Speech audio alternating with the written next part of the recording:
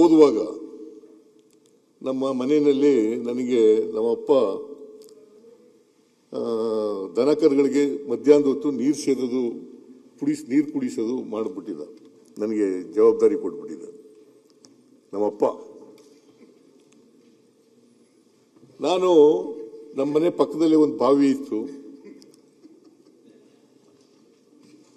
ಏಕೆ ನಗ್ತಾ ಇದೆಯಾ?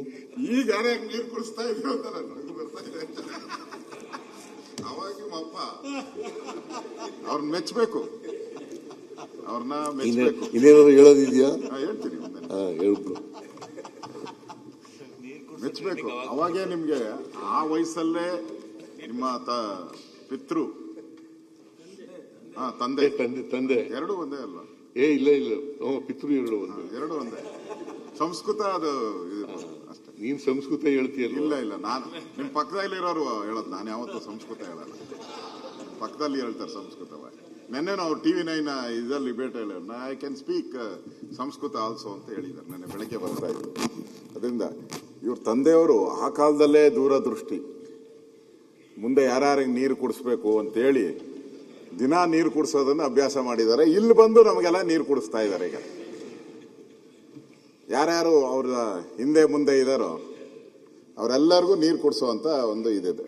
ಮತ್ತೆ ಅವರೇನೋ ಅಂಬೇಡ್ಕರ್ ಅವರು ಇದ್ದದ್ದು ಹೇಳಿದ್ರು. ಅಂಬೇಡ್ಕರ್ ಸಿದ್ಧಾಂತದ ಬಗ್ಗೆನೂ ತಾವು ಹೇಳಿದ್ರಿ. ಕರ್ಮ ಸಿದ್ಧಾಂತ, ಕರ್ಮ ಈ ಥರದ್ದೆಲ್ಲ ಹೇಳಿದ್ರಿ. ಬಸವಣ್ಣವ್ರದ್ದು ಸಿದ್ಧಾಂತನೂ ಹೇಳಿದ್ರಿ. ಈಗ ನಾವು ತಿಳ್ಕೊಬೇಕು ಇವ್ರದ್ದು ಯಾವ ಸಿದ್ಧಾಂತ ಅಂತ ಹೇಳಿ. ಯಾಕೆಂದ್ರೆ ಕಳೆದ 8 ವರ್ಷದಿಂದ ಇವರೇ ಮುಖ್ಯಮಂತ್ರಿಗಳಾಗಿ ಬರ್ತಾವದಾರಲ್ಲ, ಇವ್ರದ್ದು ಯಾವುದೋ ಒಂದು ಸಿದ್ಧಾಂತ ಇರಬೇಕು. ಕರ್ಮ ಇಲ್ಲ ಅಂತ ಹೇಳಿದ್ರೆ ಪುಣ್ಯವನ್ನೇ ಮಾಡಿ ಬಂದಿದ್ದೀರಾ ಅಂತ ನೀವು. ಹಂಗಾರೆ ಇಲ್ಲಿರೋ ಎಲ್ಲ ಪಾಪ ಮಾಡಿ ಕಾಯ್ತಾ ಇದ್ದೀರಿ. ಎಲ್ಲ ವೇಟಿಂಗ್ ಲಿಸ್ಟ್, ವೇಟಿಂಗ್.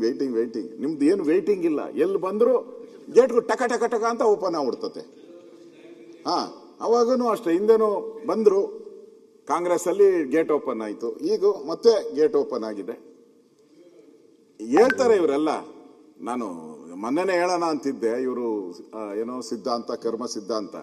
ನಾನು ಬಡ್ಜೆಟ್ ಅನ್ನ ನೋಡಿದೆ. ನಾನು ತಾವು 7 ಗಂಟೆ 8 ಗಂಟೆ ಅವತ್ತು 10:30 ಕರೆದಿದ್ದಾರೆ. ಎಷ್ಟು?